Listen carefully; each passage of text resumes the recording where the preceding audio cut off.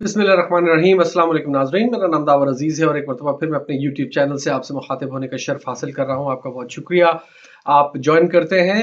नाज़रीन, आज मैं आपको एक ऐसी बात बताने जा रहा हूँ जो कि पीटीआई के इलेक्शन जीतने की सूरत में भी उनके लिए काफ़ी तशवीशनाक साबित हो सकती है। ये बात क्या होगी, इस पर बात करने से पहले मैं आपसे गुजारिश करूंगा कि अगर आपने अभी तक मेरा चैनल सब्सक्राइब नहीं किया तो ज़रूर कर लीजिए, और वीडियोस में अगर आप मेरे तज्जियों से मुत्तफिक होते हैं तो लाइक और शेयर भी कीजिए, बात फैलाने में मदद मिलती है। बेल आइकॉन जरूर दबाइए लेटेस्ट नोटिफिकेशंस के लिए, और आपके कमेंट्स मेरे लिए मशले रहा है। हमेशा अपने कमेंट्स दिया कीजिए ताकि मैं अपने व्लॉग कंटेंट्स बेहतर कर सकूं। तो चलते हैं इस तशवीशनाक खबर की तरफ कि ये क्या हो सकती है जिसकी वजह से अगर पीटीआई वाज़े तौर पे इलेक्शन जीत भी जाए तो उनको मसाइल का सामना हो सकता है इलेक्शन के बाद। ये बात है नाजरीन, चौथा केस जो अब अदालत में जेर समात आ रहा है। आप जानते हैं इससे पहले के 3 cases, cipher case, Toshakhana case और इद्दत में निकाह का केस, इन तीनों केसेस में इमरान खान साहब को और उनकी बेगम बुशरा बीबी को 2 केसेस में उनको सजा सुना दी जा चुकी है। ये चौथा केस जो है, ये 9 मई में जो तखरीबकारी के और दहशतगर्दी के वाकयात हुए, ये केस उनकी मुनासबत से है। ये अदालत में शुरू हो चुका है। आपको इस केस की टाइमिंग से अंदाजा कर लेना चाहिए कि इस केस को अब स्टार्ट करने का मकसद क्या है। ये तुरप का एक ऐसा पत्ता है, हुक्म का यक्का है, जो भी आप इसे कह लें, जो कि पीटीआई के खिलाफ मौजूदा इस्टेब्लिशमेंट ने और हुकूमत ने और निगरान हुकूमत और गैर निगरान हुकूमत, जो भी पूरा एक निज़ाम जो इमरान खान साहब के खिलाफ इस वक्त मुत्तफिक हो चुका है कि उन्हें इक़्तिदार में किसी सूरत में नहीं आने देना। ये केस अब क्यों शुरू हो रहा है और इसके कॉन्सिक्वेंसेस क्या हो सकते हैं। बात करते हैं एक ऐसे सिनारियो की जहां पर पीटीआई के हिमायत करदा आज़ाद उम्मीदवार, उनको आज़ाद कहा जा रहा है, मेरी नज़र में तो कानून की नज़र में वो आज़ाद नहीं है जहां तक मैं कानून समझ सका हूं।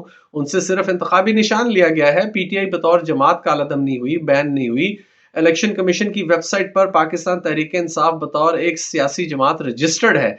तो जो जो आदमी भी उनका टिकट लेके इलेक्शन लड़ रहा है, अगर उसे सिंबल नहीं मिला पीटीआई का, तो सिंबल देना इलेक्शन कमीशन की जिम्मेदारी है। तो उन्होंने अपनी मर्जी से सिंबल दे दिया है। इसका ये मतलब कहां से हो गया कि अब वो पीटीआई का उम्मीदवार नहीं रहा। तो ये कानूनी बहस है जो बाद में उठेगी अदालतों में, उस पर बाद में जाएंगे। अभी मौजू पे आते हैं कि ये 9 मई के का जो मुकदमा चलाया जा रहा है, इसके कॉन्सिक्वेंसेस क्या होंगे। लेट्स से एक सिनारियो बिल्ड करते हैं कि पाकिस्तान तहरीक इंसाफ के आजाद उम्मीदवार इलेक्शन जीत लेते हैं, बड़ी तादाद में जीत लेते हैं, और उनकी तादाद इतनी हो जाती है कि उनकी मर्जी के बगैर कोई भी हुकूमत नहीं बन सकती। आप उन्हें आज़ाद ही चले तसव्वुर कर लें, तो पार्टियों में उन्हें शामिल करना पड़ेगा।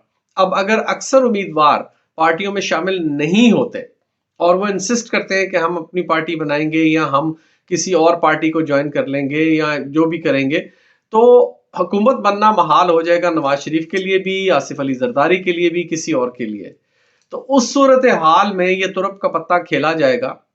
अदालतों से जिस तरह के कैंगरू कोर्ट्स हमारे हैं और जिस तरह के काले कोटों में मिनी हिटलर टाइप के जजेस बैठे हुए हैं, जो अपना ज़मीर बेच चुके हैं, अपनी सोच बेच चुके हैं, अपनी शर्म हया गैरत का मादा गटर में फेंक चुके हैं जो जजेस, उन जजेस से ये फैसला लिया जाएगा कि पीटीआई के खिलाफ ये जुर्म साबित हो गया है कि पीटीआई बाकायदा मुनज़्ज़म तौर पर 9 मई के वाकयात में मुलव्विस थी।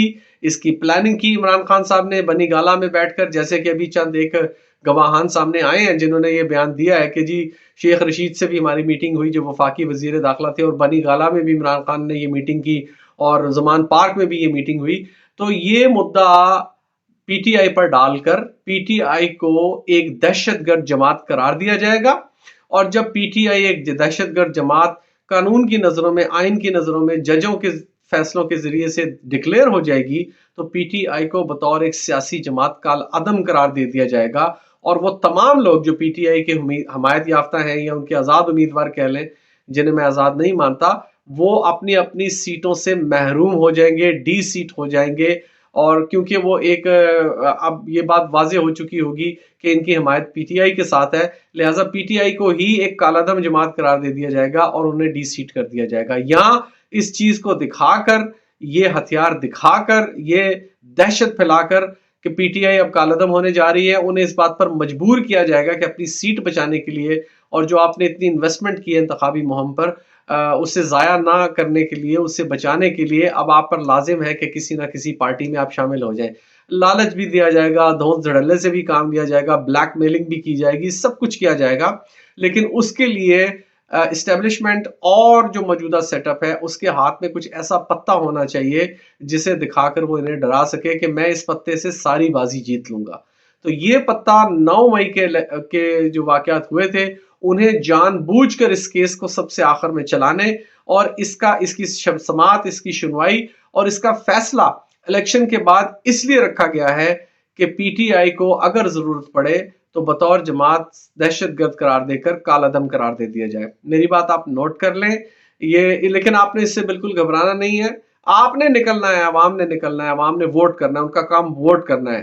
عدالتوں میں کیا ہو رہا ہے، جج کہاں ضمیر بیچ رہے ہیں، وکیل کیا کر رہے ہیں، سیاسی جماعتیں کیا کر رہی ہیں، اسٹیبلشمنٹ کا کیا کردار ہے، عام عوام کا کام صرف اور صرف کل 8 فروری کو نکل کر، آج 7 فروری ہے، کل صبح نکلے۔ میں اپنی ہر ویڈیو میں، ہر ویلاگ میں یہی بات کرتا ہوں کہ آپ کے ذمے صرف ووٹ کی ذمہ داری ادا کرنا ہے۔ ووٹ آپ کے پاس ایک امانت ہے، اپنے امانت والے دن ادا کریں، اپنے کینڈیڈیٹ کو ووٹ کریں، اپنے ووٹ پر پہرا دیں، صبح سویرے اٹھ کر جائیں، کیو میں لگیں، سب سے آگے لگیں قطار میں، جا کر اپنا ووٹ دیں، اپنے کینڈیڈیٹ کو جس کو آپ نے ووٹ دینا ہے اس کا سمبل پہچان لیں، یاد کر لیں، اور اس کے بعد اس پر جا کر ٹھپا لگائیں، واپس گھر آئیں، ریفریش ہوں، نہا دھو کر تیار ہوں، باقی لوگوں کو ساتھ لے کر جائیں، ان سے ووٹ ڈلوائیں، اور ہر حال میں 5 ساڑھے 5 بجے جب ووٹنگ کا وقت ختم ہو جاتا ہے تو اس کے بعد آپ نے اپنے ووٹ پر پہرا دینا ہے، اور وہ اسی طرح دینا ہے کہ آپ پولنگ اسٹیشن کے باہر رہیں گے اور اس وقت تک رہیں گے جب تک فارم 45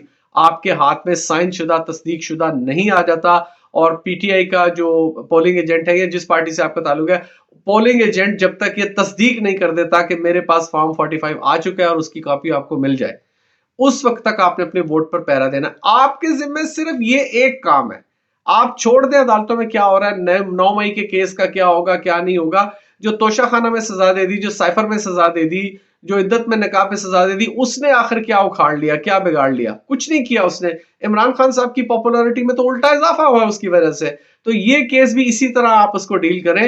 آپ نے مستقبل کی وہ فکر نہیں کرنی کہ اگلے کیسز میں کیا ہوگا، پی ٹی آئی بین ہوگی یا نہیں ہوگی۔ آپ نے اپنا کام صرف کرنا ہے، آپ نے جا کر ووٹ ڈالنا ہے، اور آپ ووٹ ڈالیں اور پھر اس پر پہرا دیں۔ تو اس ویلاگ میں اتنا ہی، اگلے ویلاگ میں کوئی اور تجزیہ پیش کروں گا، لیکن جانے سے پہلے ایک مرتبہ پھر گزارش کرتا ہوں کہ اگر ابھی تک چینل سبسکرائب نہیں کیا آپ نے میرا، تو آپ ضرور سبسکرائب کر لیجئے، اور ویڈیوز لائک اینڈ شیئر بھی کیجئے، بیل آئیکن دبائیے، اور کمنٹس آپ کے ہمیشہ مجھے مواد فراہم کرتے ہیں اپنے ویلاگ کنٹینٹس بہتر کرنے کے لیے۔ اس کے ساتھ ہی آپ سے اجازت چاہوں گا، میں آپ کے لیے دعا گو ہوں، آپ میرے لیے دعا کیجئے۔ پاکستان ہمیشہ زندہ باد۔